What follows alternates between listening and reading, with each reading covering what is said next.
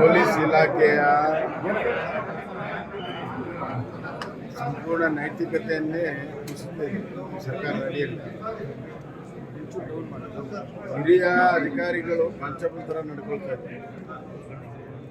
ಯಾರು ನ್ಯಾಯಸಮ್ಮತವಾಗಿ ಕೆಲಸ ಮಾಡ್ತಾರೆ ಅವ್ರಿಗೆ ಈ ಸರ್ಕಾರದಲ್ಲಿ ಶಿಕ್ಷೆ ಇದೆ.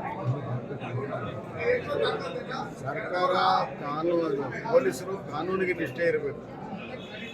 ಇವ್ರಿಗೆ ನಮಗೆ ನಿಷ್ಠೆ ಇರೋರು ಇವತ್ತು ಅಧಿಕಾರಿಗಳು ಬೇಕಾಗಿದೆ. ಹೀಗಾಗಿ ಪೊಲೀಸ್ ಇಲಾಖೆಯನ್ನು ಪಾರ್ಟಿ ವಾಯ್ಸ್ ಹೊಡೆಯುವಂಥ, ಇನ್ಫಾರ್ಮಲ್ಲಿರುವಂಥ ನಿಷ್ಪಕ್ಷಪಾತವಾದಂಥ ದಕ್ಷ ಅಧಿಕಾರಿಗಳಿಗೆ ಶಿಕ್ಷೆ ಮಾಡುವಂಥದ್ದು ಪೊಲೀಸರ ನೈತಿಕತೆ ಕುಸಿಯುತ್ತದೆ. ಇದೊಂದು ದುರಾಡಳಿತದ ಒಂದು ದುರ್ಲಕ್ಷಣ. ಇದನ್ನು ಇಲ್ಲಿ ಸರಿ ಮಾಡಬೇಕು. ಇಲ್ಲದಿದ್ದರೆ ಬಹಳ ದೊಡ್ಡ ಸಮಸ್ಯೆ ಬರುವಂಥ ದಿನಗಳಿಲ್ಲ. KRS ರಸ್ತೆಗೆ ಸಿದ್ದರಾಮಯ್ಯ ಆರೋಗ್ಯ ಮಾರ್ಗದರ್ಶಿ ಪ್ರಸ್ತಾಪ ಕೊಟ್ಟಿದ್ದಾರೆ ಕಾಂಗ್ರೆಸ್ ಮುಖ್ಯಮಂತ್ರಿಗಳ ಹೆಸರಿನಲ್ಲಿ ಹಲವಾರು ರಸ್ತೆಗಳಿದೆ, ತಪ್ಪೇನಿಲ್ಲ. ಸರ್, ಇವತ್ತು ಮುನಿರತ್ನ ಪ್ರತಿಭಟನೆ ಮಾಡಬೇಕು ಸ್ಥಳದಲ್ಲಿ ಕೂತ್ಕೊಳ್ಳೋದು. ಕಾಂಗ್ರೆಸ್ನವರು ಅಸಹನೆ ಮಿತಿ ಮೀರ್ತಾರೆ.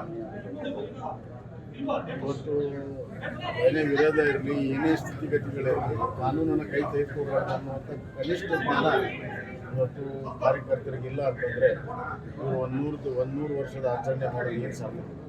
ಪೊಲೀಸ್ ಇಲಾಖೆಯ ಸಂಪೂರ್ಣ ನೈತಿಕತೆಯನ್ನೇ ಕುಸಿದಿದೆ ಸರ್ಕಾರ ಅಡಿಯಲ್ಲಿ. ಹಿರಿಯ ಅಧಿಕಾರಿಗಳು ಪಂಚಪುತ್ರ ನಡ್ಕೊಳ್ತಾ ಇದ್ದಾರೆ.